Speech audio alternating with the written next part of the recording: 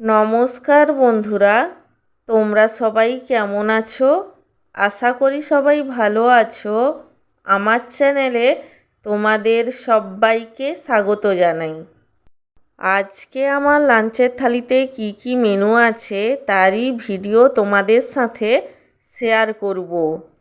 আজকে আমার লাঞ্চের থালিতে আছে গরম গরম সাদা ভাত, তার সঙ্গে আছে এক টুকরো পাতিলেবু, ছোলার ডালের বড়া ভাজা, এক পিস কাতলা মাছের পেটির ভাজা, আর আছে কাতলা মাছের তেল ঝাল, এবং সব শেষে আছে এক বাটি মুসুরের ডাল, যেটা পেঁপে দিয়ে বানিয়েছিলাম। আমার আজকের এই লাঞ্চের থালির ভিডিওটি তোমাদের কেমন লাগলো সেটা কমেন্ট করে জানিও।